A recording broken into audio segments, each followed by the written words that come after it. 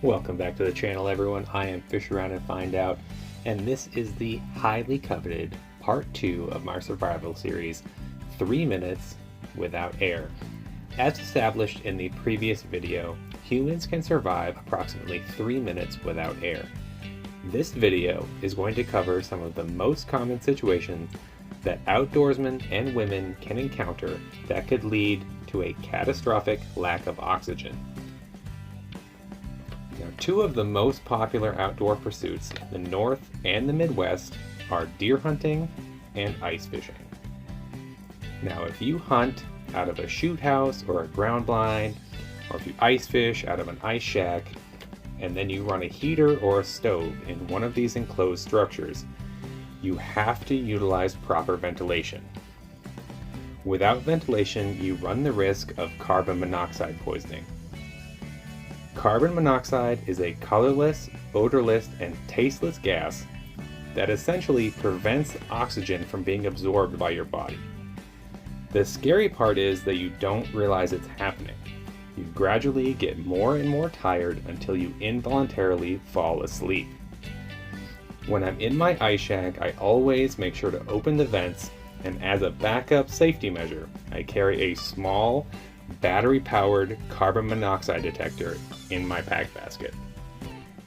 Now let's move on to the most common scenario where we're going to find ourselves without breathable air, and that is underwater.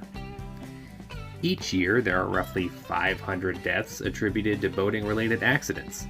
75% of those are the result of not wearing a personal flotation device, or in layman terms, a life jacket. Now you might ask, what if you're not fishing from a boat? If you are wading and you're wearing chest waders, make sure you wear a wading belt. The belt slows the flow of water into the waders if you happen to go over the tops of your waders. Simply pick your feet up off the bottom, keep them near the surface, and that will trap any remaining air in the legs of your waders, and you can use that trapped air as flotation to get yourself to safety. You have to keep in mind though that the wading belt does not stop the flow of water. While you're in the water, water will constantly be filling those waders, and once they get full, it will pull you to the bottom.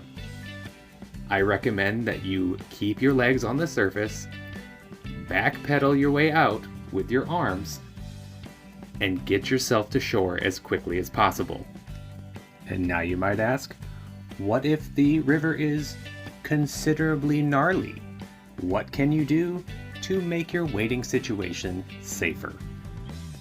To improve the safety of your situation, you could always use an item like a wading staff, which provides stability while walking through current.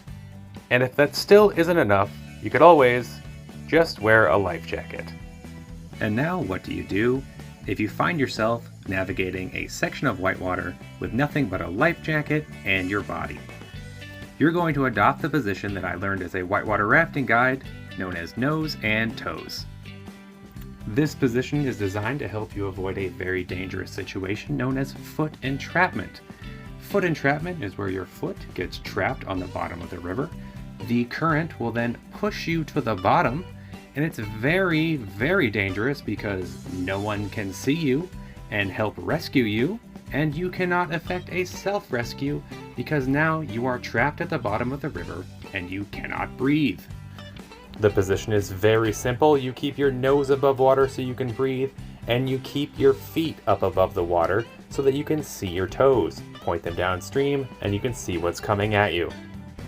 Here I have a demonstration of what foot entrapment looks like. Imagine the current is pushing your foot downstream and now it's caught under this rock. The current now pushes your body slowly to the bottom.